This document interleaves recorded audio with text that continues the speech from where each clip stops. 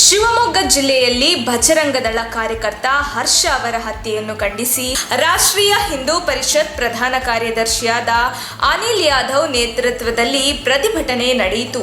ಬಜರಂಗದಳ ಹಾಗೂ ಶ್ರೀರಾಮ ಸೇನೆಯ ಸಂಘಟನೆಗಳು ಈ ಪ್ರತಿಭಟನೆಗೆ ಬೆಂಬಲ ವ್ಯಕ್ತಪಡಿಸಿ ಪ್ರವಾಸಿ ಮಂದಿರದಿಂದ ಶನಿ ಮಹಾತ್ಮ ವೃತ್ತದವರೆಗೂ ತೆರಳಿ ರಸ್ತೆಯುದ್ದಕ್ಕೂ ಜೈ ಶ್ರೀರಾಮ್ ಎಂಬ ಹರ್ಷೋದ್ಧಾರವನ್ನು ಮೊಳಗಿಸಿದರು.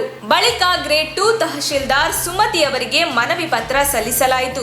ಪ್ರತಿಭಟನೆಯನ್ನು ಉದ್ದೇಶಿಸಿ ಮಾತನಾಡಿದ ಅನಿಲ್ ಯಾದವ್, ಹಿಂದೂ ಧರ್ಮದ ರಕ್ಷಣೆಯ ಮೂಲ ಮಂತ್ರವನ್ನು ಜಪಿಸುತ್ತಾ ಅಧಿಕಾರಕ್ಕೆ ಬಂದ ಭಾರತೀಯ ಜನತಾ ಪಕ್ಷದ ಆಡಳಿತದ ಅವಧಿಯಲ್ಲಿ ನಮ್ಮ ಹಿಂದೂ ಕಾರ್ಯಕರ್ತರ ಹತ್ಯೆ ಆಗಿರುವುದು ಖಂಡನೀಯ. ಈಗಲಾದರೂ ಪಕ್ಷವು ಎಚ್ಚೆತ್ತುಕೊಂಡು ಶೀಘ್ರವಾಗಿ ಎಲ್ಲಾ ಕೊಲೆಗಡುಕರನ್ನು ಬಂಧಿಸಿ ಗಲ್ಲಿಗೇರಿಸಬೇಕು. ಈ ಕೊಲೆ ಹಿಂದಿರುವ ಸಂಘಟನೆಗಳನ್ನು ಗುರುತಿಸಿ ಕಾನೂನಿನಡಿಯಲ್ಲಿ ಕ್ರಮ ಕೈಗೊಳ್ಳಬೇಕು.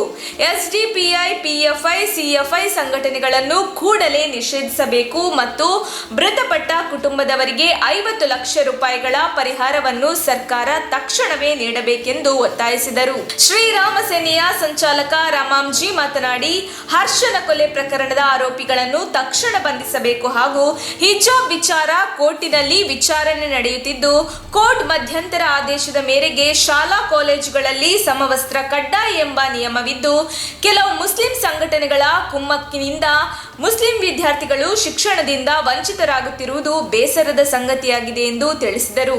ರಾಷ್ಟ್ರೀಯ ಹಿಂದೂ ಪರಿಷತ್ತಿನ ತಾಲೂಕು ಘಟಕದ ಅಧ್ಯಕ್ಷರಾದ ಪ್ರವೀಣ್ ಮಾತನಾಡಿ, ಹಿಂದೂ ಧರ್ಮದ ರಕ್ಷಣೆಗಾಗಿ ಪ್ರತಿಯೊಬ್ಬರೂ ಟೊಂಕ ಕಟ್ಟಿ ನಿಲ್ಲುವಂತಹ ಸನ್ನಿವೇಶ ನಿರ್ಮಾಣವಾಗಿದೆ. ಇಲ್ಲದಿದ್ದರೆ ಇನ್ನು ಕೆಲವೇ ವರ್ಷಗಳಲ್ಲಿ ಹಿಂದೂಗಳು ಭಾರತ ದೇಶದಲ್ಲಿ ಅಲ್ಪಸಂಖ್ಯಾತರಾಗುವುದರಲ್ಲಿ ಯಾವುದೇ ಅನುಮಾನವಿಲ್ಲ. ಆದ್ದರಿಂದ ಹರ್ಷನ ಕೊಲೆಯ ವಿಚಾರದಲ್ಲಿ ರಾಜಕೀಯ ಪಕ್ಷಗಳು ಮತ ಬ್ಯಾಂಕಿನ ರಾಜಕಾರಣ ಮಾಡದೆ ಸರಿಯಾದ ನ್ಯಾಯ ಒದಗಿಸಬೇಕು ಎಂದು ಒತ್ತಾಯಿಸಿದರು.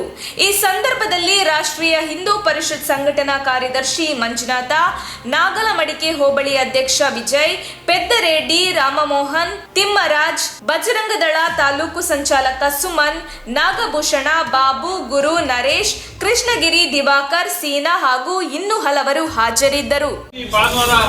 ಕಳೆದ ಭಾನುವಾರ ನಮ್ಮ ಹಿಂದೂ ಸಹೋದರನಾದ ಹರ್ಷನ ಈ ಮುಸ್ಲಿಂ ಗೂಂಡಗಳು ಅದು ಕೆಲವರು ಬೇಕು ಅಂತ ಉದ್ದೇಶಪೂರ್ವಕವಾಗಿ ಹತ್ಯೆ ಮಾಡಿದ್ದಾರೆ.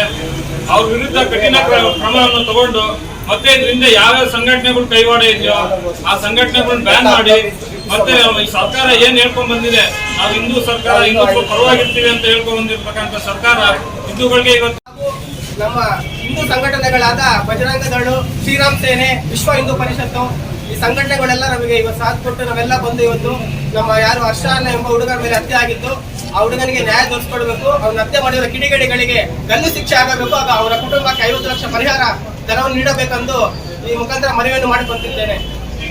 ಸರ್ಕಾರಕ್ಕೆ ಒತ್ತಾಯವನ್ನು ಮಾಡ್ತಾ ಇದ್ವಿ.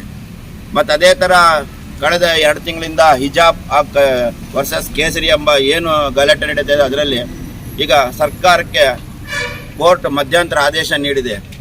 ಎಲ್ಲ ಶಾಲಾ ಕಾಲೇಜುಗಳಲ್ಲಿ ಮಧ್ಯಂತರ ಆದೇಶದ ಪಾಲನೆ ಮಾಡ್ಬೇಕಂತ ಹೇಳ್ಬಿಟ್ಟು ನಾವು ಒತ್ತಾಯವನ್ನು ಮಾಡ್ತಾ ಇದ್ದೀವಿ.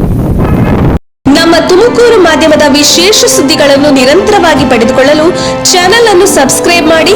ಕ್ಷಣ ಕ್ಷಣದ ಸುದ್ದಿಗಳಿಗಾಗಿ www.nammathumakuru.com ಗೆ ಭೇಟಿ ನೀಡಿ.